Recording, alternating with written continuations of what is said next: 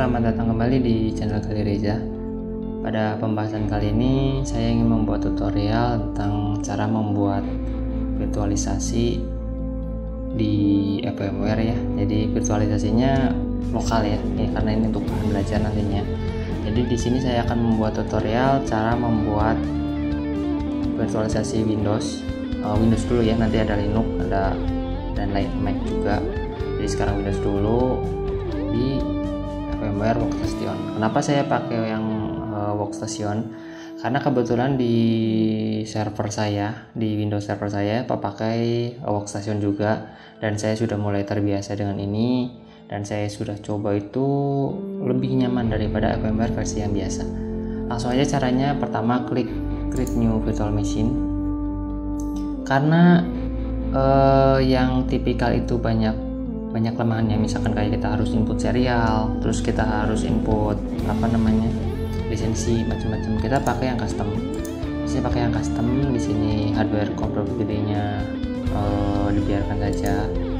Nah, di sini pakai I will install operating system later. Kenapa yang later? Karena kalau misalkan kita yang pilih ini, dia akan ngedetek kita pakai OS apa, terus konfigurasinya pun jadi nggak bebas. Akhirnya kita banyak fitur yang nggak dibutuhkan dan nggak sesuai yang kita inginkan. Kita install itu aja. Nah, di sini sesuaikan, misalkan kita pakai Linux, terus kalau di sini pakai ini yang VMware SQ itu, kalau misalkan kalian mau jualan RDP ya, biasanya jualan RDP pakai yang VMware SQ6 ya, nyebutnya apa itu entahlah. Yang jelas saya pakai itu sekitar 2015 sampai 2017, sekitar 2 tahun saya jualan RDP itu pakai VMware ini. Dan kita pakai Windows di sini versinya, karena untuk biar ringan RAM kita pakai yang 32 bit, jadi Windows 10 aja. Nah, di sini klik Windows 10 32 bit. Nah, di sini untuk lokasi penyimpanannya, kalian bisa disimpan kalau di dokumen kan saya sinkron ya dengan OneDrive. Jadi nanti space saya akan habis OneDrive-nya. Jadi saya pakai C saja di sini virtualisasi. Kenapa saya pakai C? Karena hanya C saja yang pakai SSD dan yang lainnya itu pakai harddisk biasa. Karena itu untuk menekan biaya pembuatan komputer saya. Dan itu klik next. Lalu kalau misalkan pakai UEFI itu biasanya komputer pakainya UEFI ya, jadi saya sarankan pakai UEFI aja. Prosesnya, karena ini komputer saya 6 core, jadi saya pakai yang 2 core-nya aja. Lalu RAM-nya pakai 1 GB di sini. Di sini pakai NAT jaringannya. Lalu di sini bisa pakai yang ini juga, tapi saya sarankan yang ini aja. Nah, untuk di sini pakai SATA ya, jangan pakai SCSI atau NVMe, kita pakai SATA aja. Dan di sini pakai create new virtual disk allocated. Alokasinya di sini saya bahasa Inggrisnya agak kacau ya, jangan ditiru. Dipakai single aja. Alokasinya kita pakai cukup 15 GB atau 12 GB cukup ya, 12 GB aja untuk Windows 10. Kita create new di sini untuk nama filenya, dan kita klik finish. Lagi membuat, dan kita siapkan ISO Windows-nya kita siapkan OS. Di sini kita download, bentar, saya kemarin udah siapkan linknya. Ini close dulu aja robotnya. Ini kita download dulu Windows-nya.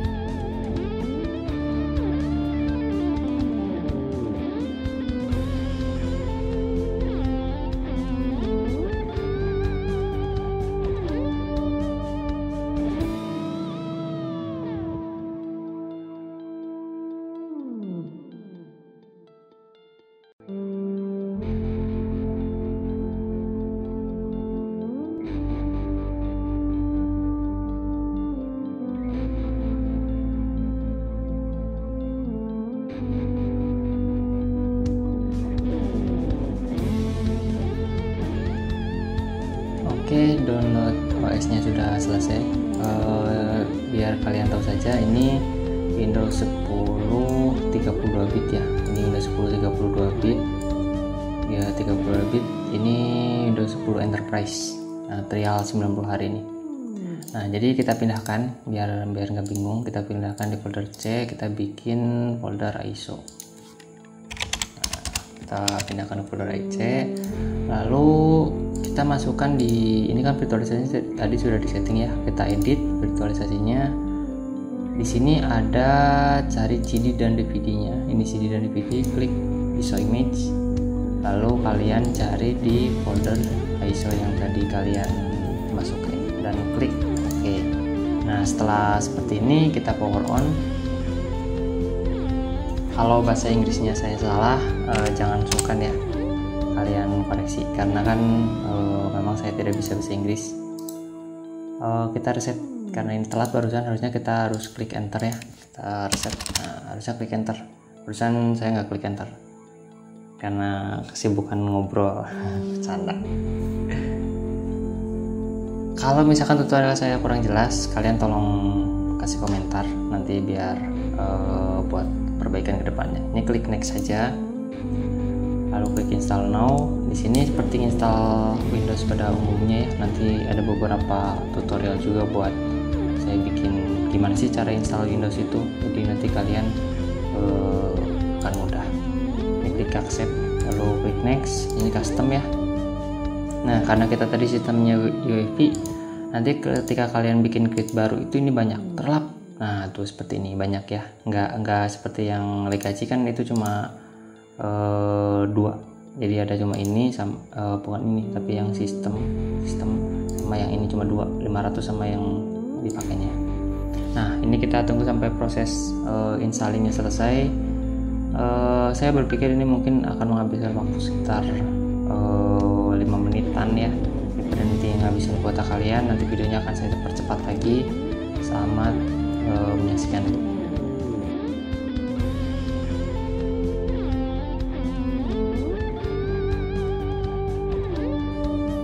Oke, proses installingnya sudah selesai ya. Kita tinggal klik restart.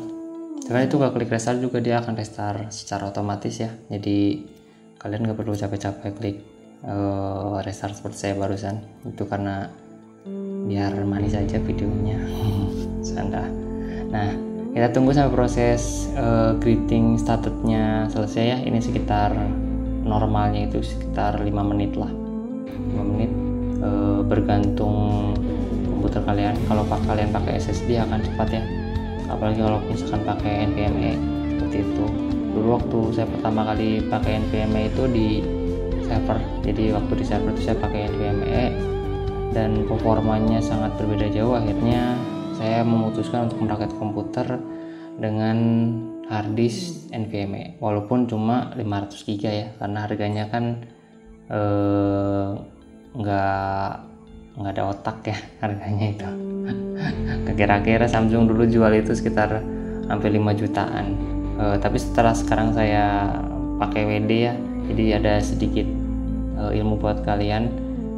Kenapa Samsung harganya mahal itu, dia benar-benar sangat tahan panas. Jadi ketika bedanya sama NVMe yang murah itu, ketika dia suhu panasnya itu tinggi, Samsung itu tetap bagus. Jadi waktu di server itu benar-benar performanya nggak ada perubahan sama sekali. Tapi kalau di WD dan di Adata itu benar-benar kerasa. Apalagi kalau Adata itu bisa sampai crash, dia sampai blue screen server komputernya itu sampai blue screen.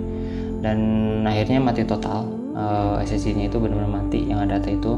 Kalau yang WD alhamdulillah sampai sekarang masih lancar ya, karena memang enggak saya porsir seperti yang WD dulu kan saya belum tahu. Akhirnya yang WD wassalam, yang Adata wassalam itu. Nah, ini prosesnya installing cuma seperti ini saja. Jadi kalian nggak akan kesulitan waktu installing. Jangan lupa biar installingnya cepat, kalian matikan internet. Ini matikan internet ya, biar kalian nggak usah nyeting yang nggak penting, karena menurut saya Windows itu terlalu lebay ya, banyak settingan yang nggak penting juga. Ini CD-nya masih jalan, ini masih jalan juga tuh. Kita tunggu saja sampai proses ini adjustment-nya selesai. Nah, kalian bisa juga sebenarnya sambil bikin firmware baru di sini, misalkan sambil nunggu tutorial ini kalian bikin buat Linux misalnya. Di sini klik baru kita bikin custom station, saya pilih header. Ini saya buat Linux, misalkan buat XenOS ya. Saya pilih yang versi 7, ini versi 7. Oke, ini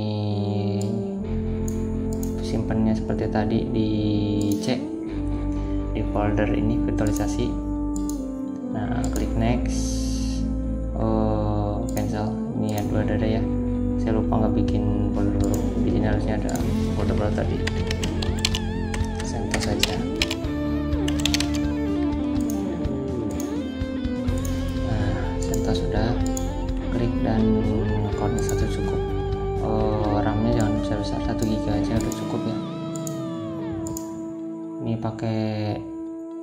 bisa pakai itu, kalian bisa pakai SATA. Ini create baru, space-nya saya kasih 10 GB aja. Allocated lokasinya biar satu file dan finish. Setelah selesai bikin baru, kita instalkan yang ISO tadi. Yang tadi kan saya bikin tutorial tentang, bukan tadi ya, kalau di sekarang itu kayak kemarin lah. Nah, karena bikinnya tadi, cuman saya posting tanggal 21 apa ya, saya tadi lupa, 21-an, jadi berapa, masih lama itu. Nah, ini kita edit, kita pilih yang CentOS yang tadi nih, kita pindahkan dulu XenOS nya, kita cut, pindahin ke sini. Nah, ini udah, klik OK, lalu kita power on. Ini yang window ini sudah selesai ya, yang window ini internetnya dimatiin. Kenapa dimatiin? Biar tidak banyak setting-settingan yang gak penting. Ini keyboardnya kita skip. Ini tuh kan ada internet bagus sekali nih. Kita limited setup. Kita cukup masukkan username-nya, misalkan di sini username-nya Banjar, terus next aja. Lalu di sini misalkan sandinya mau apa, atau nggak dikasih sandi bisa, kita nggak usah kasih sandi, kita no aja. Lalu kita decline, nggak usah ada kontanan, itu berat sekali. Dan ini kita udah matikan semua, kita accept. Dan ini Windows sudah siap dipakai ya, Windowsnya.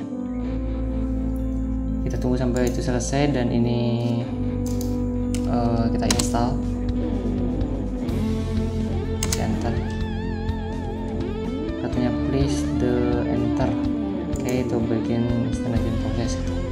Yalah, itu pokoknya lagi checking ya. Ini masih proses.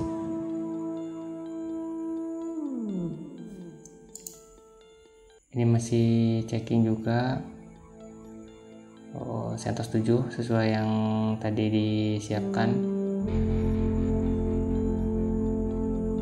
Oke, ini installernya sudah berjalan. Installer CentOS 7 nya, kalau sebut yang benarnya bukan CentOS 7 ya, XenOS.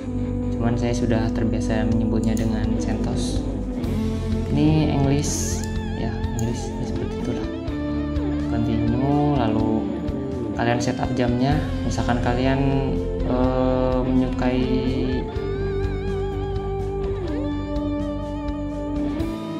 ini, Windowsnya sudah selesai ya.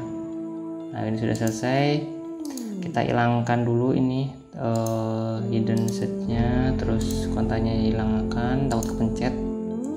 Lalu di sini kita matikan pencariannya kita matikan. Ini penting sekali buat harddisk ya, kalau buat SSD nggak penting. Kalau buat tipe harddisk ini sangat penting, matikan. Nah, itu sudah selesai. Kita ini Amerika, kita rubah dulu ke Indonesia. Nah, ini Asia Jakarta betul.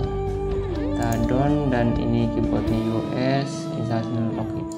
Ini media kita ambil, karena ini basisnya buat belajar, kita ambil desktop Gnome ya, server aja lah, server with GUI, jadi biar lebih familiar. Karena ini buat server, klik down.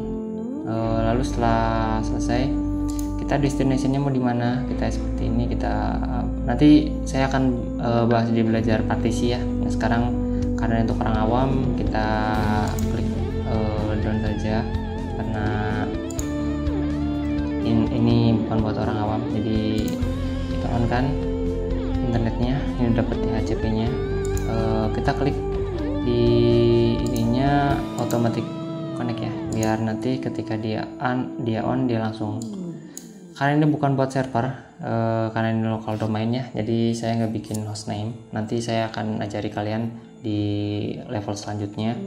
Klik down dulu saja ini, lalu klik install. Rootnya kalian setting yang mudah saja ya. Nah, di sini saya bikin 1 2 3 4 5 6, lalu confirm 1 2 3 4 5 6. Lalu kita dan ini saya tidak bikin user karena ini buat tutorial saja, jadi nggak bikin user. Ini lagi proses installing. Windowsnya sudah selesai. Nah, di Windows kalau misalkan kalian pengen bisa di remote, kalian klik property, di sini ada sistem remote-nya, remote setting. Klik allow, ini klik allow, lalu klik apply, lalu klik OK. Itu sudah bisa di remote ya. Jadi nanti Windows kalian ini bisa di remote. Jadi kalian nggak usah beli RDP, ini bisa buat RDP sendiri. Nah, sekian bikin video tutorialnya, atau saya lanjutkan sampai Linuxnya selesai. Ya udah, saya lanjutkan saja. Ini takutnya keburu orang-orang sahur datang ya, bentar lagi orang-orang sahur. Nah, di sini jangan lupa buat install firmware-nya. Di sini ada firmware tool-nya, kita install. Klik properties di explore, lalu di sini ada DVD nih, kita autoran. Ini icon, jangan lupa. Ini autorannya itu ambil yang, karena ini Windowsnya 32, berarti ambil yang 32, bukan yang 64 ya, karena ini Windowsnya 32. Cara ngeceknya di mana? Kalian klik, bentar saya ajarin sedikit ya. Untuk ngeceknya kalian klik di PC properties, di sini ada sistem 32, bentar, ini 32 bit operating system, prosesornya 64. Harusnya sih pakai 64 ya, tapi karena biar ringan. Dan RAM 1 GB itu kalau 64 bit itu bener-bener ngap-ngapan ya. Jadi saya rekomendasikan kalian pakai 32 kalau RAM-nya cuma 2 GB ke bawah itu. Lihat prosesornya agak nyos-nyos ini prosesornya. Saya pakai Intel i5 9400F yang tanpa VGA. Kita restart, biarkan dia restart. Ini masih proses installing ya. Tuh 1054. Ntar kita cek apakah dia menggunakan internet. Ini dia pakai internet ya, sekitar 1,7 Mbps. Ini tunggu juga yang Linuxnya sudah hampir ready. Windowsnya sudah ready nih. Nah, Windows sudah siap dipakai. Kita install Chrome. Oh iya, internetnya belum dinyalakan. Nah, ini kan lisensi expired ya, karena belum ada internetnya. Jadi ini belum ada internetnya. Jadi masih masih expired. Jadi kalau misalkan kalian mau aktifkan internetnya, kalian bisa misalkan internetnya aktifkan. Tapi karena saya ada beberapa yang harus saya rubah, misalkan seperti ini ada power settingnya kita rubah. Ini dirubah ke ultimate performanya maksimal. Nah, ini ada yang kelewat. Ini di never semuanya. Komputer saya itu rata-rata semuanya non stop ya. Lalu baru kalian shutdown. Kita shutdown. Ini sudah selesai ya bikin Windowsnya. Sudah selesai bikin Windowsnya. Ini saya jadikan master. Nantinya saya jadikan master ini. Saya rubah dulu ini pengaturannya.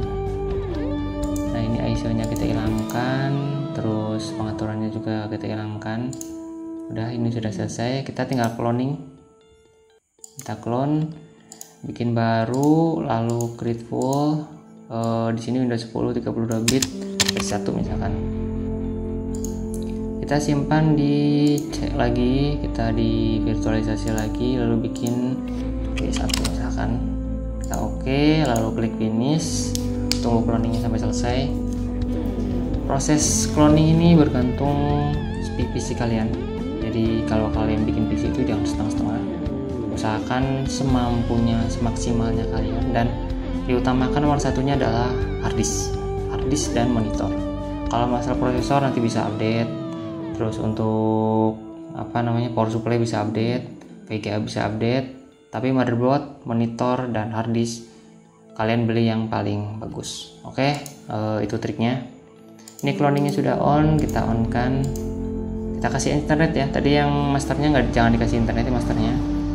Selama kalian ngotak-atik ini jangan dikasih internet. Ini sudah ada internetnya. Ini belum selesai yang Linux.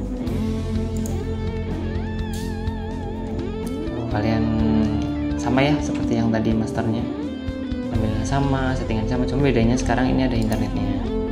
Jadi ini bakal lisensinya nggak expired lagi. Kita tinggal tunggu beberapa detik kemudian dia lisensinya nggak expired. Tunggu, the window is not activated, masih tuh sekarang udah aktif ya, lisensi aktif untuk 90 hari. Kita klik properti lagi. Tada, sudah aktif 90 hari. Nah, seperti itu cara bikin virtualisasi Windows ya. Kalian tinggal cloning sampai banyak banget. Saya nggak menyarankan ini untuk tidak disalahgunakan. Tolong ilmu yang saya kasih kalian manfaatkan sebaik mungkin, jangan disalahgunakan. Saya di sini hanya untuk berbagi, tujuannya agar Indonesia lebih bagus lagi. Saya tidak akan mengajari kalian tentang ilmu cara membunuh orang, tapi saya hanya mengajari kalian gimana sih memiliki sebuah pisau. Nah, pisaunya kalian nanti buat masak atau buat apalah, terserah kalian. Yang penting saya bilang ngajari dasarnya. Ini sudah Linuxnya belum selesai ya. Saya takut keburu ada yang sahur-sahur dan sangat berisik, nanti malah tutorialnya kalian gak nyaman. Semoga tutorial ini bermanfaat. Saya Gali Reza, saya hanya orang kampung biasa. Mohon maaf jika banyak kesalahan dalam tutorial ini. Terima kasih sudah menonton, terima kasih sudah mampir ke channel ini, terima kasih atas semua dukungan kalian yang sudah subscribe, yang sudah subscribe ya seperti itu, yang udah like, yang udah komen, yang udah share. Terima kasih atas dukungannya. Semoga kalian dilimpahkan rezeki yang berlimpah dan selalu sehat. Salam dari saya, jangan lupa zakat. Saya akhiri, assalamualaikum warahmatullahi wabarakatuh.